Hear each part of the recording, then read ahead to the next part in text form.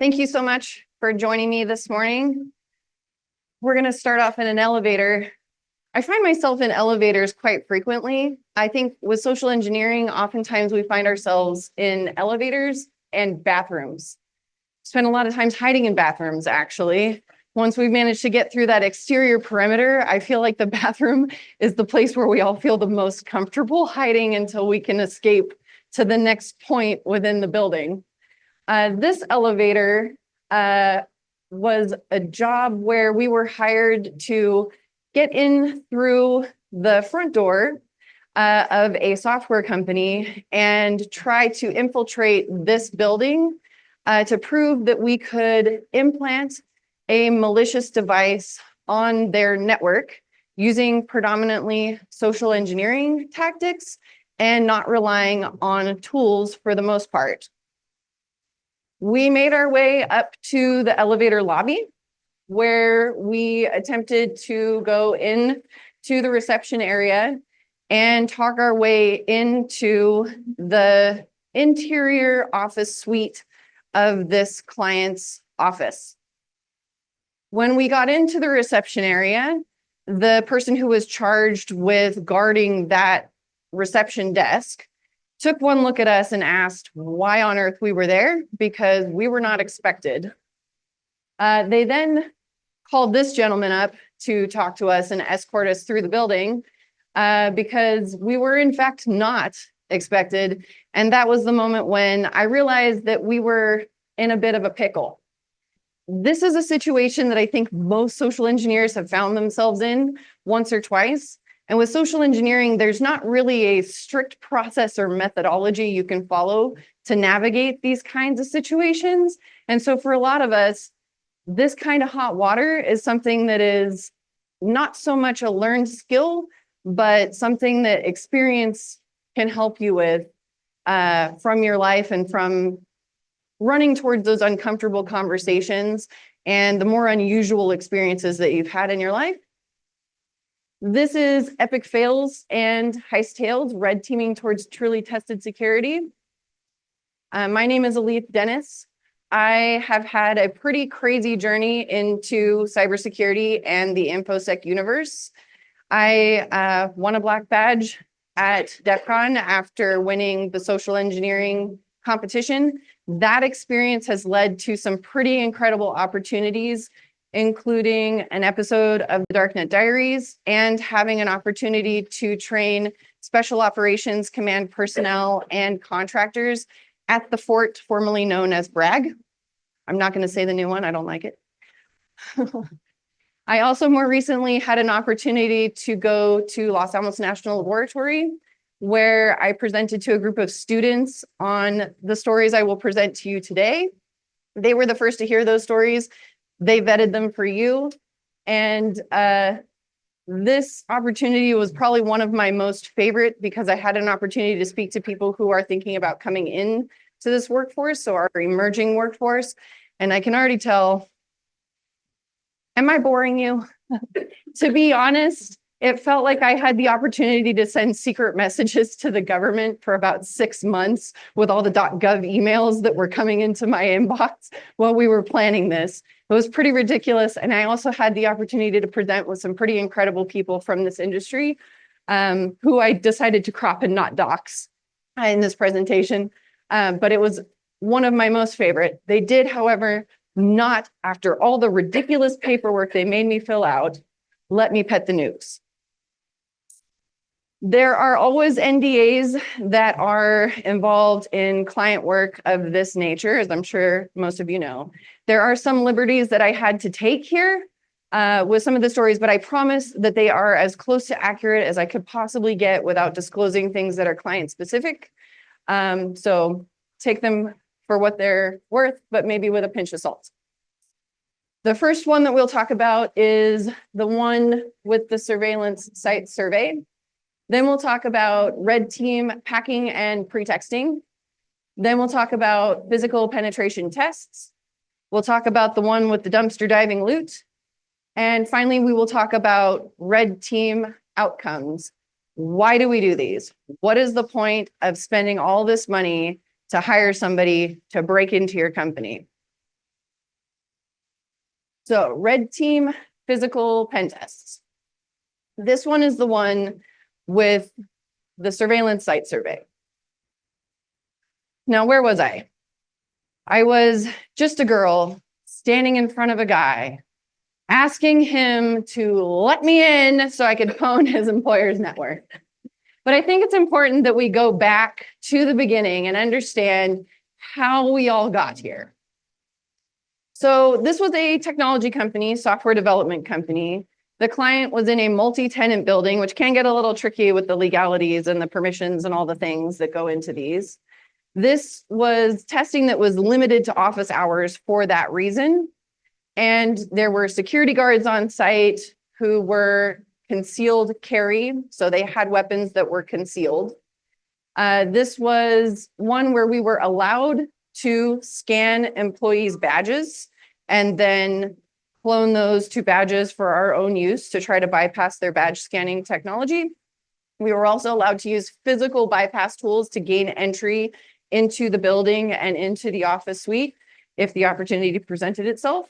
This client wanted us to focus on bypassing the humans, and the ultimate goal was to install a malicious device on the network.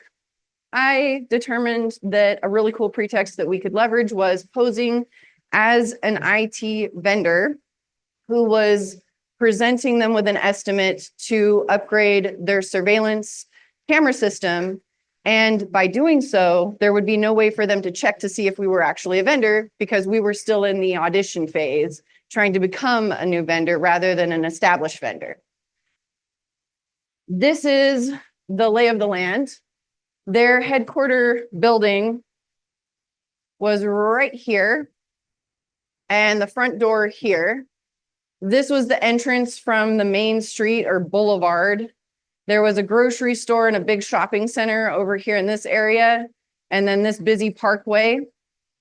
There was a back parking lot that exited onto the parkway, and then a number of other office buildings that were also multi-tenant, large variety of other similar type companies, but all occupying these buildings, and then other businesses within the same building occupying this general parking lot. There's a cafeteria here that served all of these buildings and all of these employees with plenty of sidewalk and trees and benches and a fountain and all kinds of really cool places for me to sit and do surveillance. We decided that we would do some surveillance, and then after identifying that this cafeteria was open, there was no requirement to check in or badge in, we determined that we would go into the cafeteria and see if we could do some badge scanning of employees and get lunch while we were at it. So we identified a multi-class RFID reader at the front door.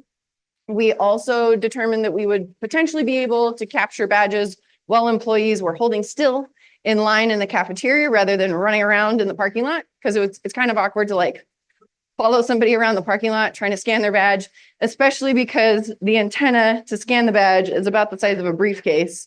So if you're like following somebody around with your briefcase, it can get a little creepy. So we spent a couple days trying to scan badges. We ended up being very successful. We also gave a thumbs up to the food in the cafeteria. It was pretty good. So after some cafeteria sitting, line standing, badge scanning, we came up with a couple of good badge reads. We then cloned those onto badges, and we were able to get some that opened exterior doors for the client building. We also noted that on the outside of this building, on the side door, there was a pretty ridiculously large gap because these doors were not installed correctly. And so the frame was a little too large, and this gap was almost the size of about half the width of my finger. So we could easily fit a tool called the double door tool right through the door and then depress that crash bar from the inside, pulling the door towards us and opening the door into that side lobby. What we then found is that there was a stairwell that led up to the floors in the building where our client's office suite was located, and there was no additional layers of protection on that door aside from the badge readers. There were also no cameras in this side stairwell, which was great for us because when we figured out that the badge data that we had cloned didn't work on these readers, only the exterior doors, we tried several methods of physical bypass to get through these doors, which did not work and looked terribly awkward. So after attempting to get through this door using anything from shims to the end of the door tool and several other more embarrassing and compromising positions to get underneath to look with a camera and all kinds of things to figure out what was preventing it, we gave up and decided we would go in through the front. So we decided to target the building early in the morning before the majority of the employees got there. They did not have a security guard positioned at the desk at that time. I think he might have walked away, though we clocked him coming into work that morning. We managed to get past the front desk and into the elevator and up to the floor. We deployed a very tactical Post-it note over the camera that was on the intercom call button, and intercom that people could use to ring the receptionist behind the door that was over there. We proved that we could install the SB key behind the badge reader here and capture employees' badge reads as they scan their badges to come into work that morning. This would have allowed us to get even more badge data and interior office badge reads that would allow us to unlock those interior doors with new badge data.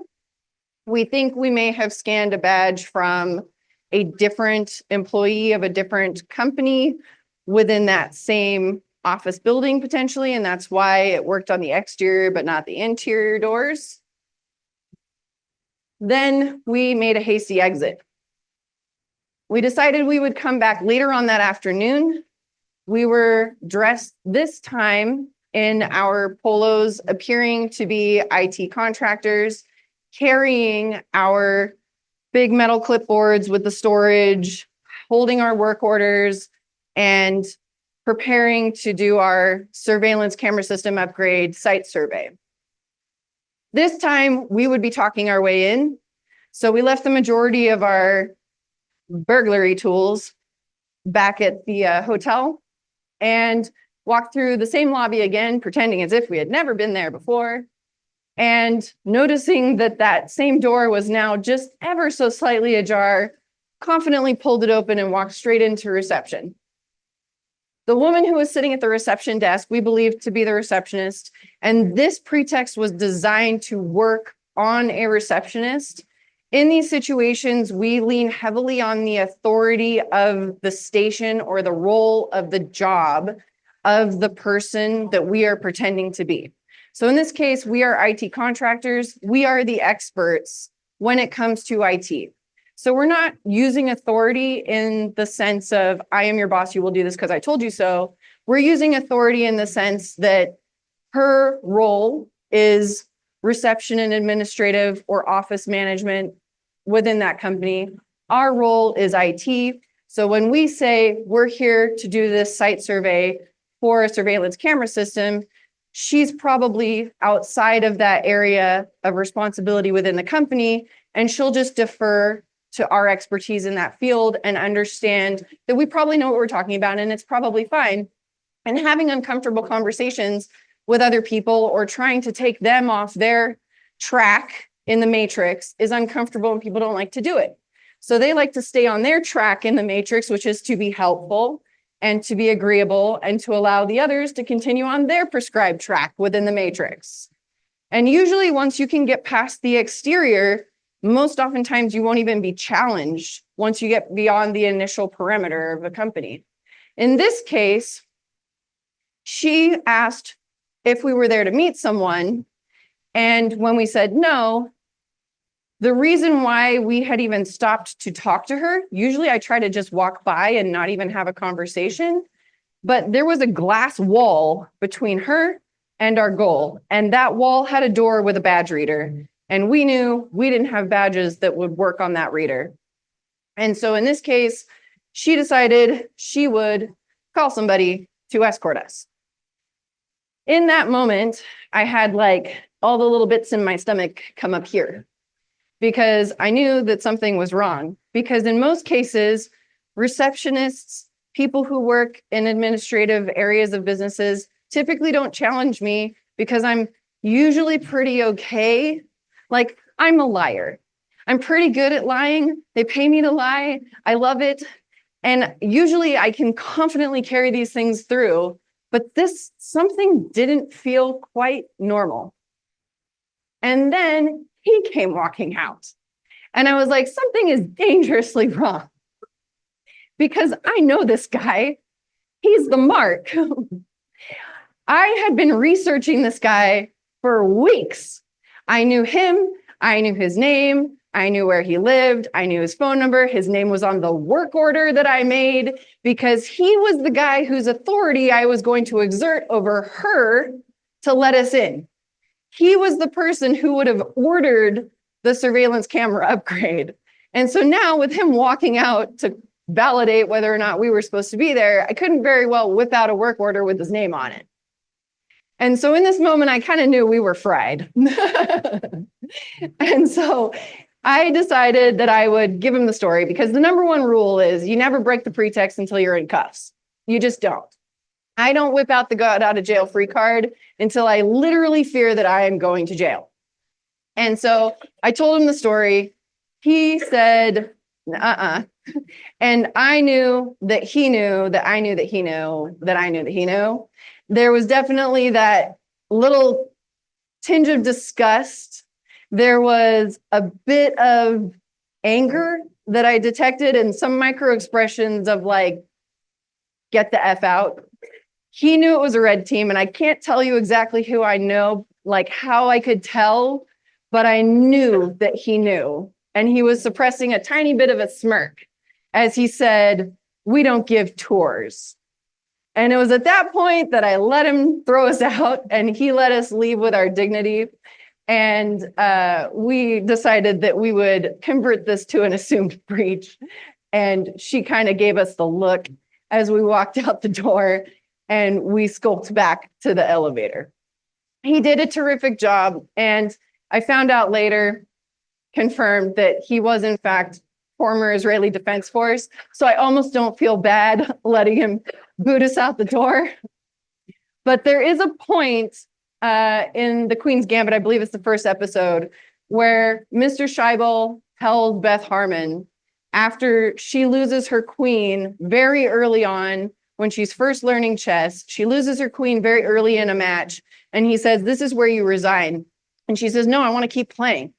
And he goes, "No, this is where you resign because you've made such a critical error in this game that there's no way for you to recover because her skill is so much lower than his at that stage of her learning chess. And in this situation, I made a miscalculation. I lost my queen quite early on. And I'll tell you how I managed to mess this up a little later on. But in a showing of good sportsmanship, I decided we would resign at that point rather than trying to escalate it to the person that was backstopping me on the red team and having them try to force the situation. There was a lot of mental chess going on in my head, and there was literally no outcome where the two of them would let us proceed.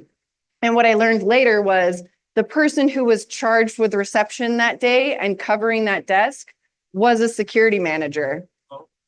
And he is the global director of security operations for the company. There was no way we were getting through that wall. So they did an excellent job. And they sent us packing. And we converted to an assumed breach. And now we're all very good friends. So let's talk about packing and pretexting. So what do you pack for a red team physical? The answer is everything and the kitchen sink. Aside from the usual, you need clothes for every pretext. So every character that you intend to be, along with your standard, you need jackets for different looks. You need casual to formal, depending on what character you're going to adopt. You're going to need to bring hats. various sunglasses. If you're planning to sit in front of a building for extended periods of time or multiple times a day, you need to be able to vary your look. If you can wear makeup, you need to bring it so that you can look like a different person. If you're comfortable with wigs, bring wigs. This is a little bit noticeable, so I try to bring darker colored hair and different wigs, or pull it back and hide it in a ball cap, that kind of stuff. I bring lots of stationery for Red Team Arts and Crafts. I bring tape, sticky notes, tactical Post-its, glue, all the adapters, HDMI, USB, you never know, you're gonna need it. It always comes up. Battery packs, cans of air, under the door tool, double door tool, hand warmers, and coat hangers are great for request to exit sensors. If you can fit it through. Shims, lock picking stuff, badge scanning and cloning equipment, of course. Pretexts. Shoes that match your pretexts are very important. Shoes are one of the first things people look at when they are trying to size you up and figure out if you match what you say you're there to do. If you show up to say that you're there to check the HVAC system and you're not wearing a pair of really worn out work boots, you're wearing some sneakers, or you're wearing some dress shoes, they're gonna you in a heartbeat. Things like props that support the pretext, metal clipboards work really well for certain things.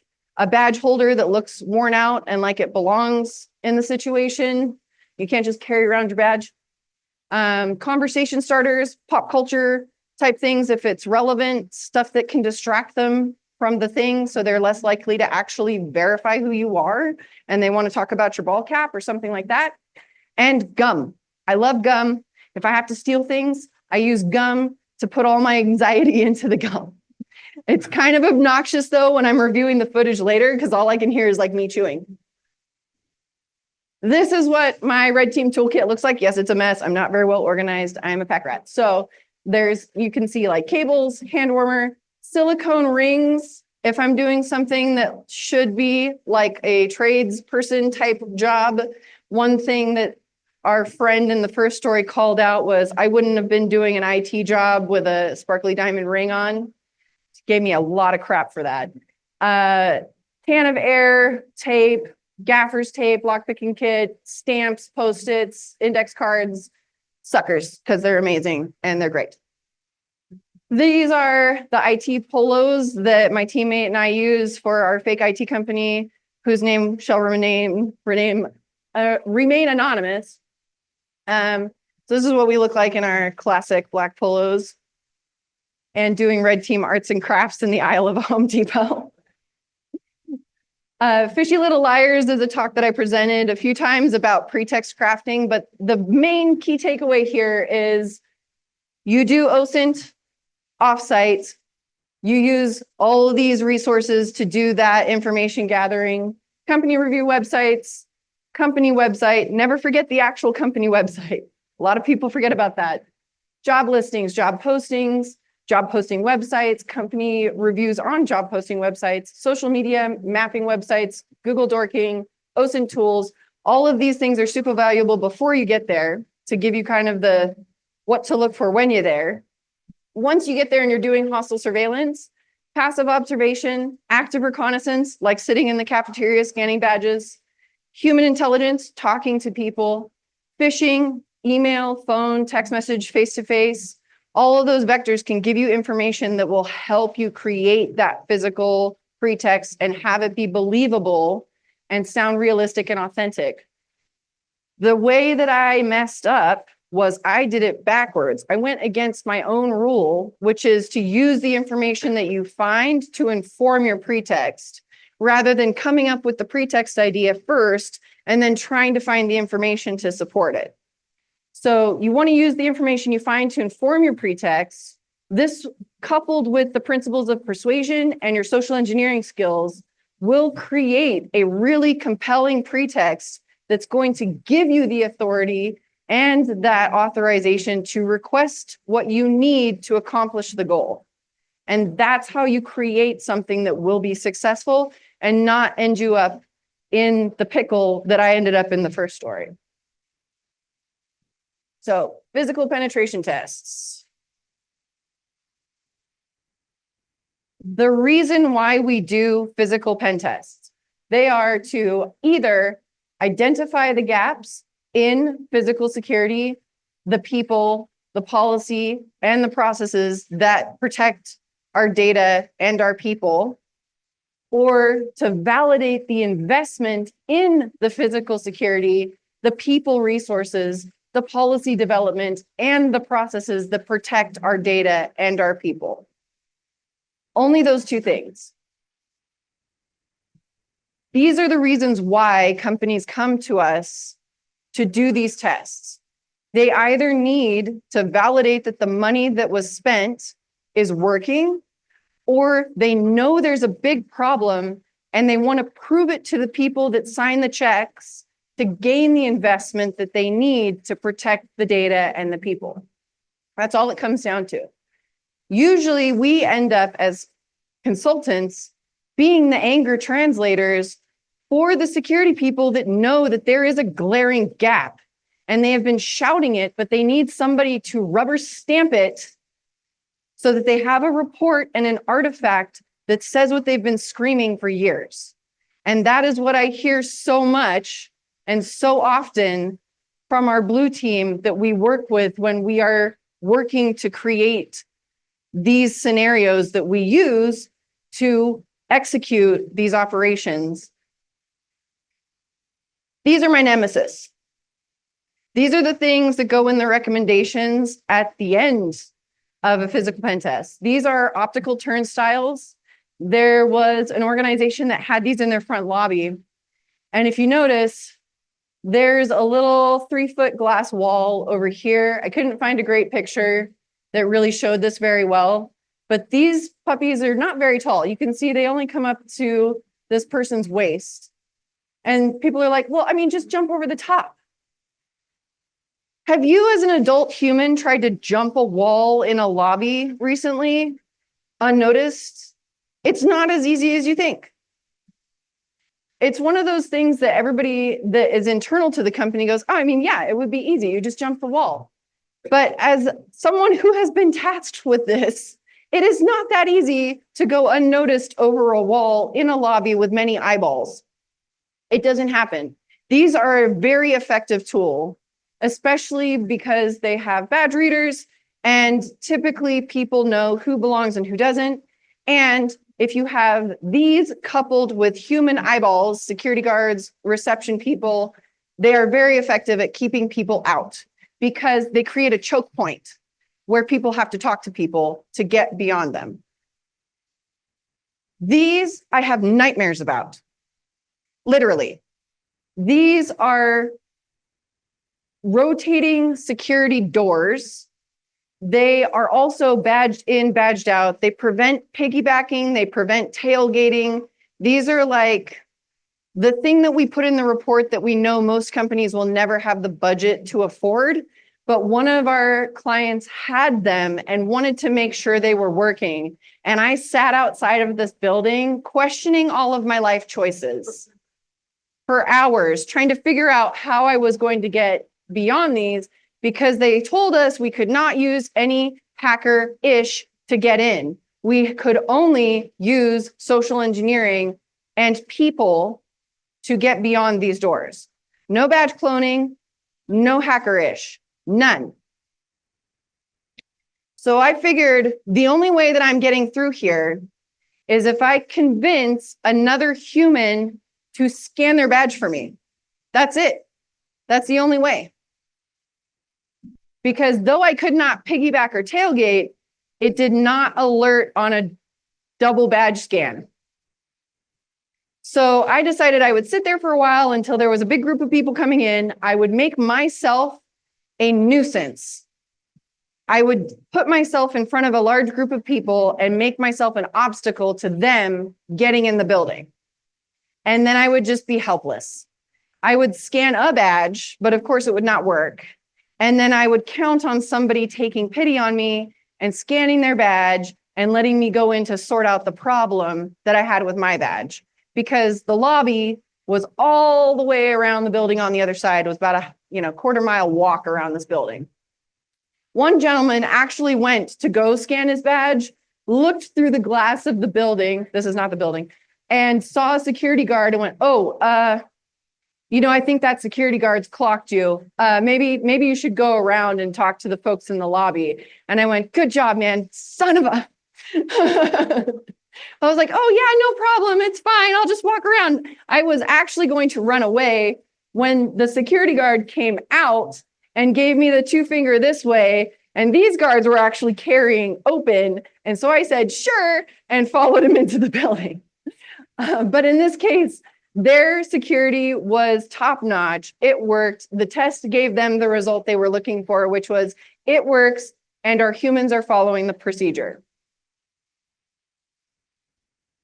So physical pen tests strengthen, validate.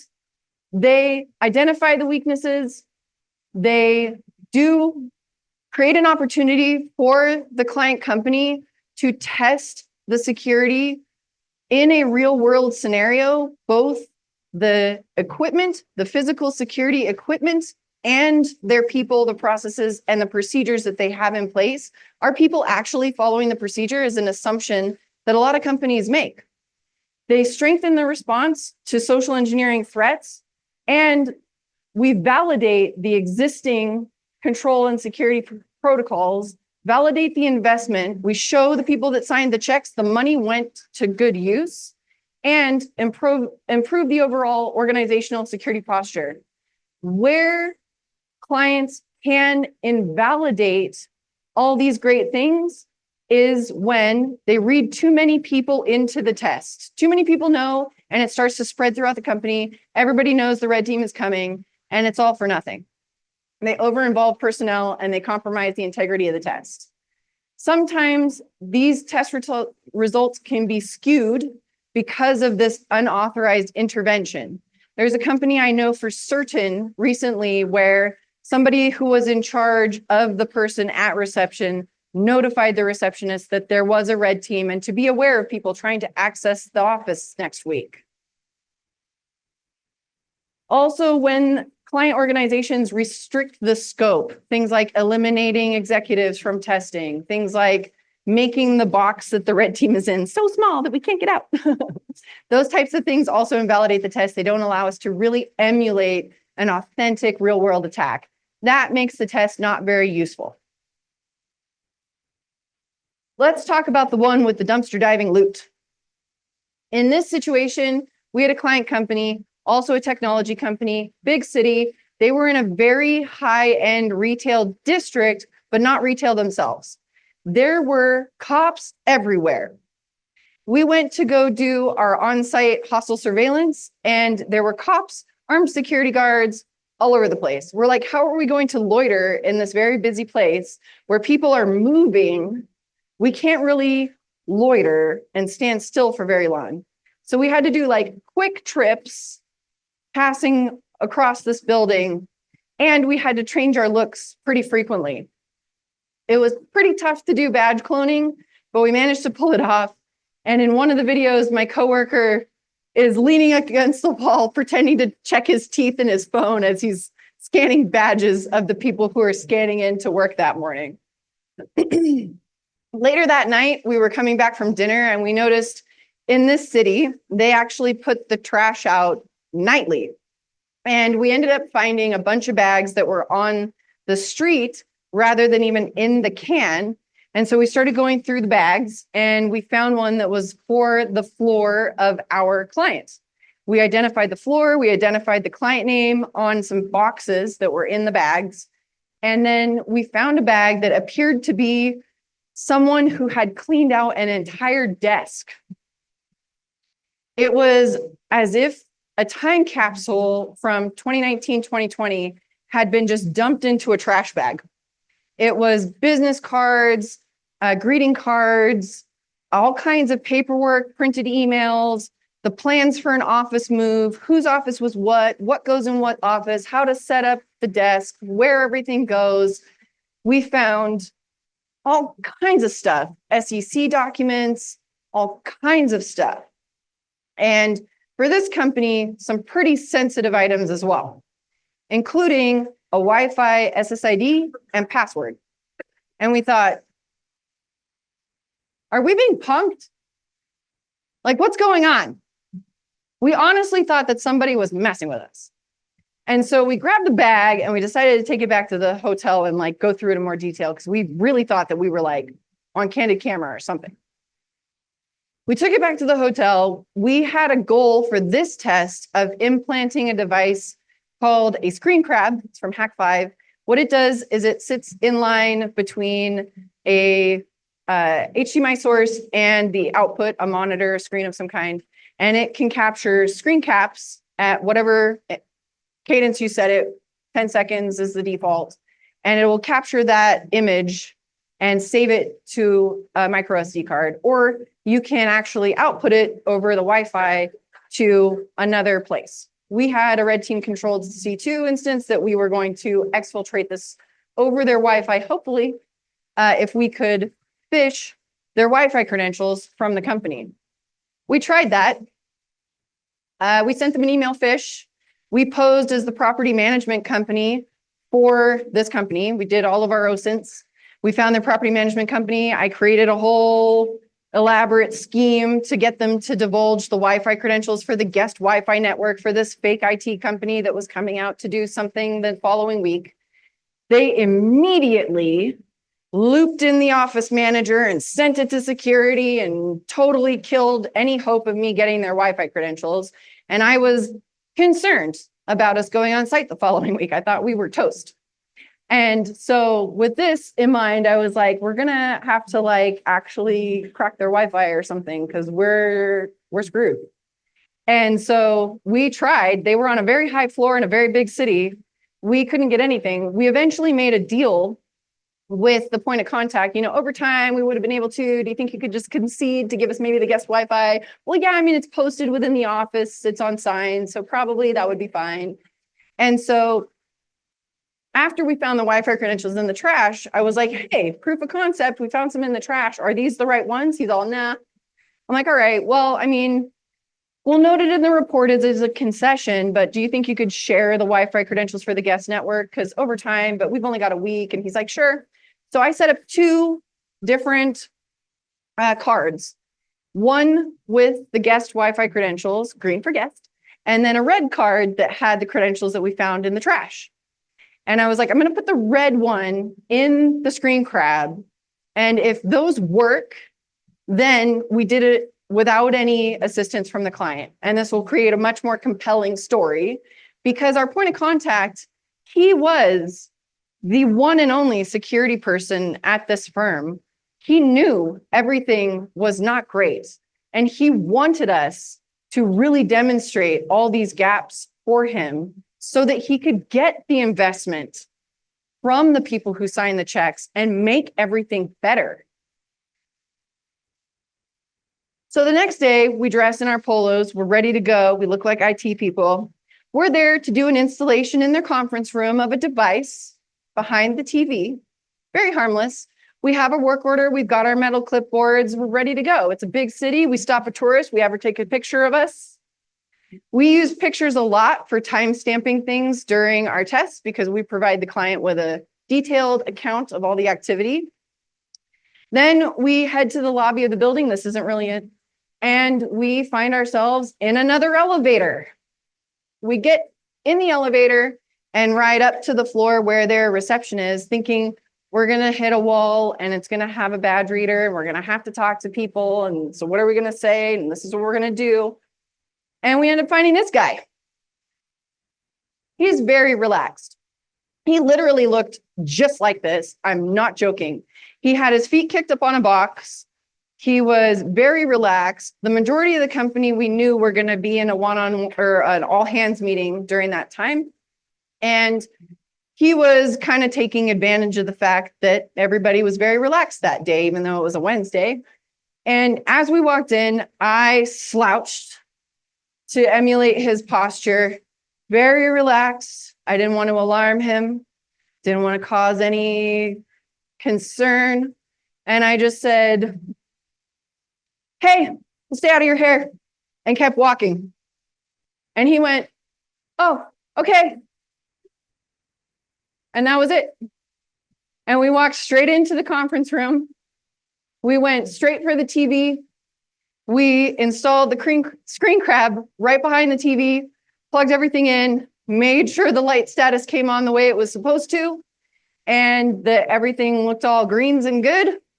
And then we pulled off the strips for the command strips, stuck it to the wall. I'm a very polite hacker. I use command strips so I don't wreck the walls, but I wanted it to look like a device that belonged there and that it was installed there with purpose. So not only did it have command strips and it was attached to the wall and the cables kind of looked like they were supposed to be there, nothing wild in color, but I had a very nice Post-it note that we took out of their trash that matched their Post-it note colors that said, conference room, do not remove. And that was taped with the tape that I brought from home to the outside of the screen grab and affixed to the wall behind the TV. We plugged that in. We made sure it had power and everything was going well.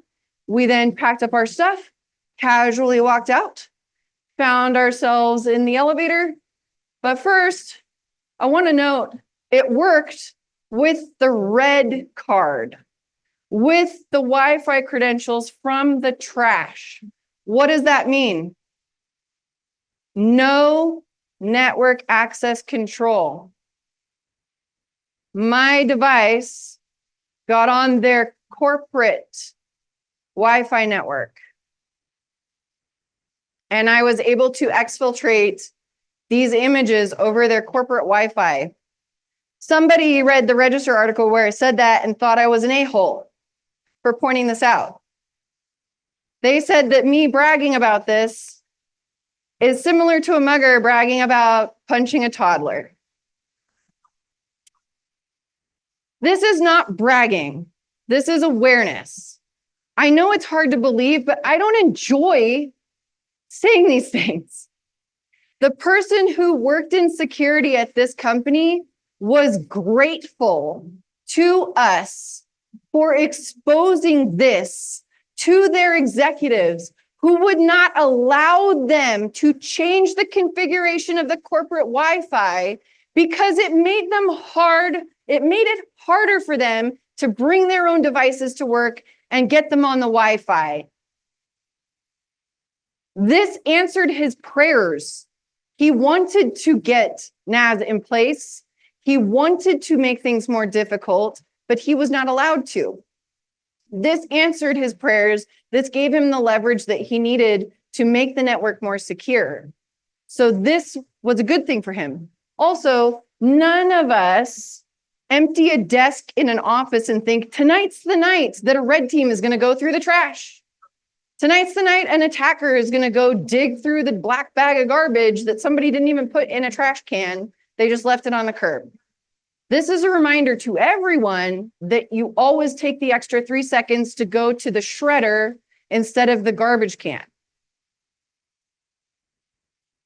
So we found ourselves in the elevator, this one, and we were even with a bunch of employees who'd just gotten out of that all hands meeting, talking about their lunch and where they were going to go next and how they were ticked off that they'd have to work on some public holiday. And we talked about where we were going to go for lunch just to fit in. And then we ended up leaving out of the front door. We were in the building for 6 minutes.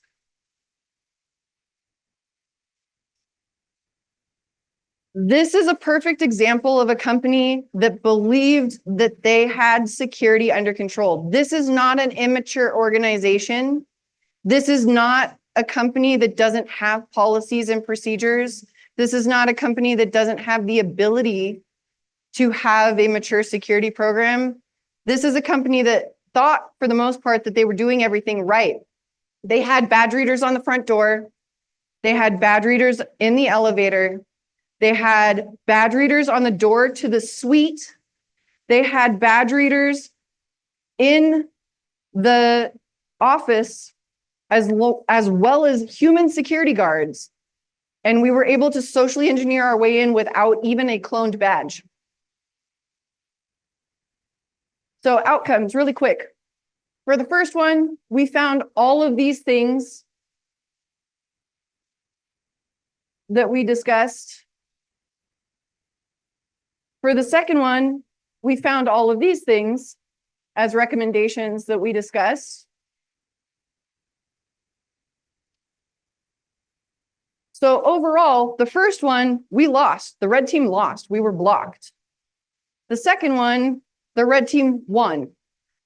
But in both cases, we came out with some really great observations. We came out with meaningful recommendations that each company could use to improve their physical security, their policies, procedures, and how they were approaching that physical security from policy to human and to physical equipment. In the end, it's worthwhile doing these tests, even if you think you have everything under control, because whether the red team wins or loses, whether we get in or we don't, we always have valuable outcomes, observations, and recommendations to share that can help advance and improve the security posture and the program for the organization that we're testing.